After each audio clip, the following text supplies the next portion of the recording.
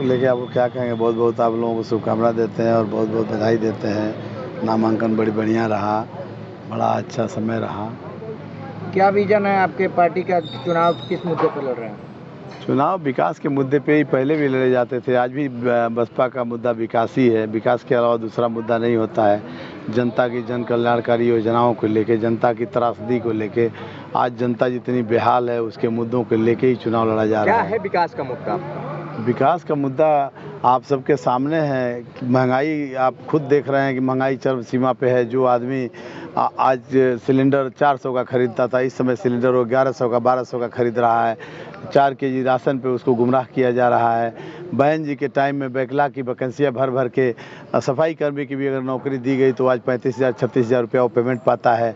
अगर आप उस अनाज की कीमत जोड़ते हैं तो साल में वो 1200 रुपये का अनाज पाता है।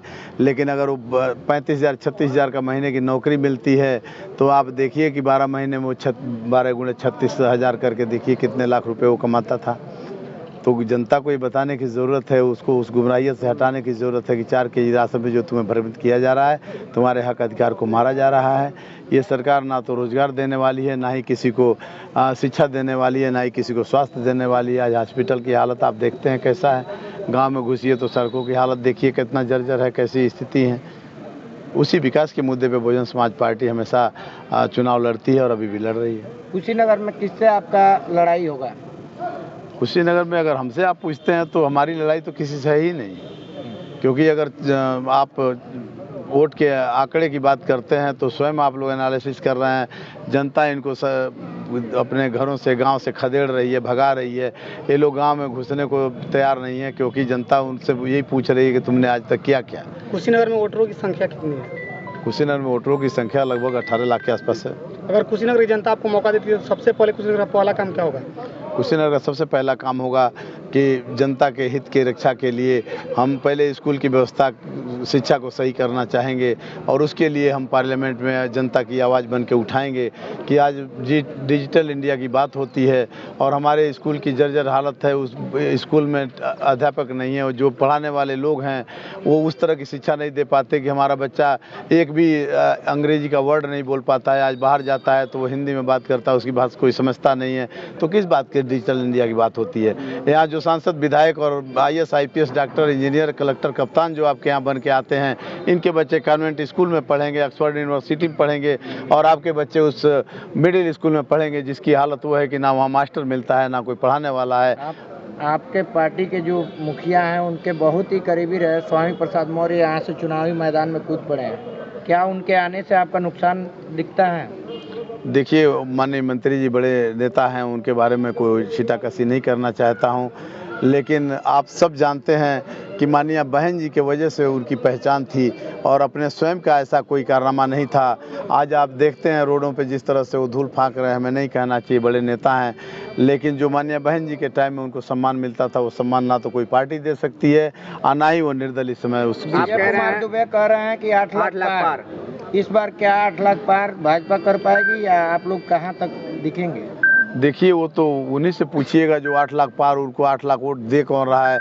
इसी चौहान समाज के वोट से, इसी कुशवाहा समाज के वोट से, इसी सैथवार समाज के वोट से वो जो वोट पाके और आज सांसद बन गए थे। एक बार उनकी लॉटरी लग गई थी, लेकिन एक बार इस समाज ने समझ लिया है कि यहाँ कुशीनगर जनपद में और मंडल में किनको टिकट मिल रही है, क्यों हमसे आप कहलवाना चाहते हैं? आपके ज़िले में किन समाज के लोगों को टिकट मिलती है? तो ये बीजेपी जो कहती है कि इसके कथनी और करनी में बड़ी अंतर है।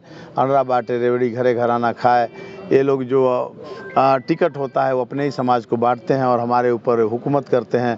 85-15 की बात अगर आप देखते हैं तो हम लोग 85 होते हुए भी हमारे ऊपर 15% वाले हुकूमत करते हैं, उन्हीं को टिकट मिलती है। और हमारे समाज को अगर आप पूछते हैं तो हमारे समाज की आपके ज़िले में 3.5 लाख आबादी है, लेकिन 3.5 लाख आबादी वाले वोटर वाले समाज को कोई भी पार्टी पूरे प्रदेश में टिकट नहीं दी है। इस कुशीनगर की तो बात ही छोड़ दी। भाजपा कह रही है, ऐसा कह रहे हैं लोग कि चौहान समाज जो है पूरा भाजपा के तरफ कन्वर्ट हो चुका है। कोई भी चौहान यहाँ से लड़ेगा तो उसको वोट नहीं मिलने वाला है, 0/भेली हो जाएंगे, ख़त्म हो जाएंगे। क्या कहेंगे इस पर? देखिए, कोई बाल कटाने के लिए किसी बार्बर की दुकान में गया था तो उसने पहले कहा कि हमारे सर में कितने बाल हैं ज़रा बता देना। तो तो उसने कहा कि अभी मैं काट के नीचे गिरा दे रहा हूँ, तुम अपने बालों को गिन लेना। तो अभी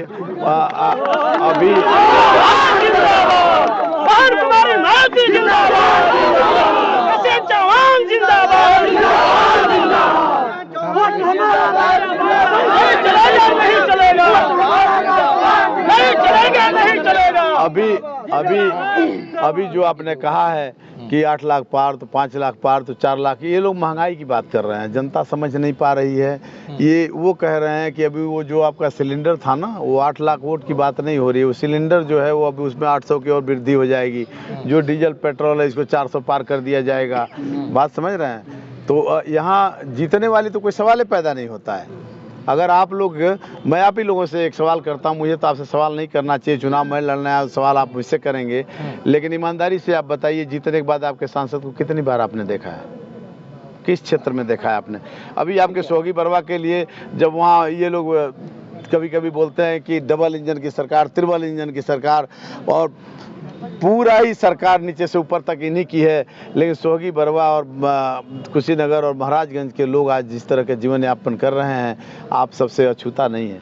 मैं वहाँ मरचवा गया था, आज से कुछ दिन पहले गया था, जिसमें आप सबको मैंने बताया वहाँ की जो जर्जर हालत है। अगर किसी औरत को प्रसव पीड़ा हो, किसी भी कीमत में वो हॉस्पिटल तक पहुँच नहीं सकती है। और उन गड्ढों को अगर आप लोग चले जाएं तो मैं उम्मीद करता हूँ दोबारा, कितने अच्छे आप रिपोर्टर, लेकिन वहाँ तो आप जा नहीं सकते हैं। आप लोग तो गए हैं वहाँ पे जाकर के, हम लोगों ने खबर नहीं, आप खबर दिखाए होंगे, तो खबर आप सोहगी बरवा प्रॉपर रोड से दिखा दिए होंगे। नहीं, अंदर से हम लोग गए हैं, बालू से जा करके हम लोगों ने दिखाया। नहीं तो वो बालू वाले से समझिए, वो जो ये आगे वाला जो रोड है, वन विभाग वाली बात, जो थाने, हाँ वन विभाग की बात मैं आपसे कह रहा हूँ, मेन रोड तो वही है। वहाँ विकास होगा, वहाँ पे क्या विकास करेंगे? देखिए वहाँ पे, अगर मैं आपको पहले ही बोला कि माननीय बहन जी का पहले से ही नियत है कि भाई विकास की देवी कही जाती हैं और वो विकास में विश्वास रखती हैं। माननीय बहन जी के टाइम में आप देखेंगे तो कितने IIT बनाए गए, कितने इंटर कॉलेज बनाए गए, कितने डिग्री कॉलेज बनाए गए, कितने हाई स्कूल बनाए गए, बेटियों को लैपटॉप दिया गया, क्या क्या सुख सुविधा नहीं दिया गया।